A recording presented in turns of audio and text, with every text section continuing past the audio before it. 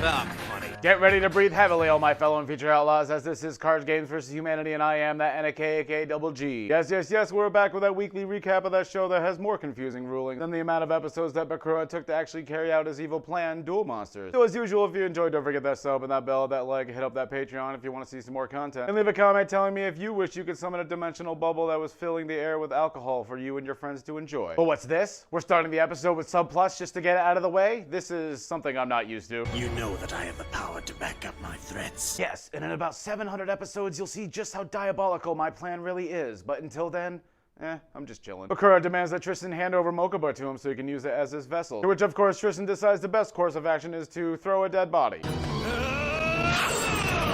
Why did a fucking karate chop sound like a sword?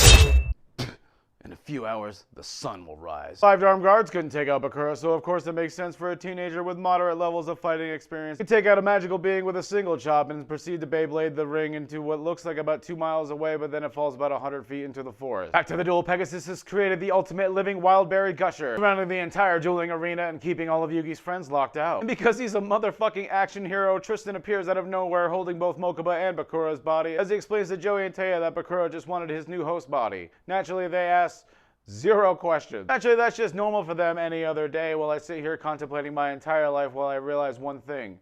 When they're not dueling, is Tristan actually like a good leader and an effective partner?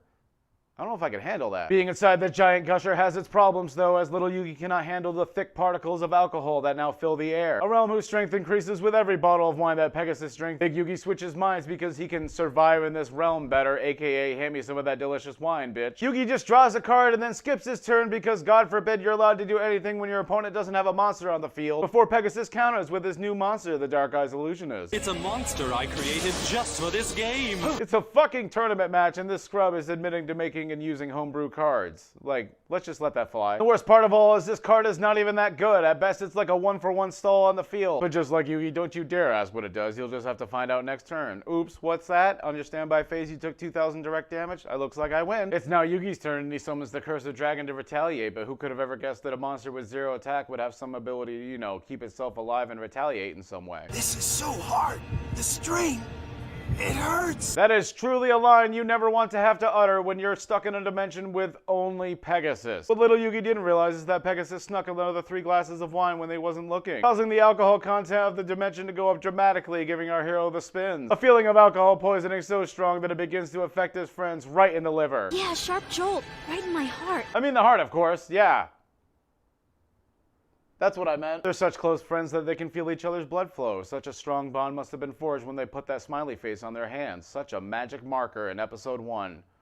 How strong was that marker, dude? Okay, so Pegasus is talking a lot like he always does, and he lays the face down card like you see his hand move, but you don't actually get to hear what happens, and then it's just Yugi's turn. And you know our boy is gonna take advantage of any opportunity he gets to inflict bloodshed, attacking with the Cursed Dragon on the Dark Eyes Illusionist and paying for it dearly because, you know, he's not allowed to read the card effect. As it attacks, it paralyzes the monster completely, not really changing the game state whatsoever, so he definitely doesn't have a follow-up move, right? Nope, I was wrong. It's still the damage step, so I can flip up this Ritual Magic card that I didn't say anything about last turn, right? Don't worry, it's just Black Illusion Ritual, allowing me to tribute my monster for the Almighty Relinquish, a monster that can use your monsters as my monsters for me, and I want to use them. Dark Magician, go now! Attack Relinquish! I legit have no fucking clue whose turn it is anymore. Yugi attacked, and then Pegasus activated a Ritual Magic card, and then Yugi's attacking again now. Like, they ain't explaining shit. Relinquish lures in the Cursed Dragon with its almighty sucking powers, using its lust as a defensive shield versus the Dark Magician. This attack actually destroys the Cursed Dragon and inflicts 500 damage to Yugi because it was his monster originally. I know Pegasus likes to be a troll to show off his new monster's sucking powers, but he probably could have just taken the Dark Magician and accomplished the same thing easier. Oh, okay, so I guess it's Pegasus' turn again. I'm glad we cleared that up after 3 monster attacks, 1 monster effect, and a Ritual Magic card all during the damage step. He steals the Dark Magician and assimilates it into his being, but he can't do anything because Yugi has no monsters, so he just ends his turn.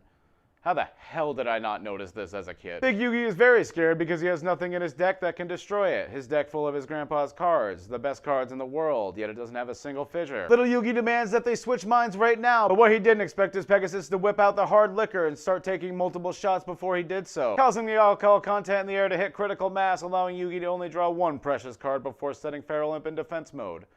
Man, Grandpa he loves imps. doesn't he? But if you reach the limits of your endurance, your soul will be shredded. AKA, we created an entire dimension called the Shadow Realm to do any and all to admit that people can actually die in this series despite having 7 people been killed already. Pegasus quickly destroys the feral imp with Relinquish, something that Yugi just can't bear to see. His imps were the only thing that were keeping him from passing out from the spins. Whatever it was, it felt devastating. Yes, that's called alcohol poisoning. These NPCs, I mean Yugi's friends, are very scared they can no longer feel the presence of their friend Yugi, despite not having any supernatural powers that would allow them to do that in the first place. They attempt to break the game by running into the fruit snack dome, but keep hitting the clip distance and seem to keep refreshing on either side, just like some PS1 game.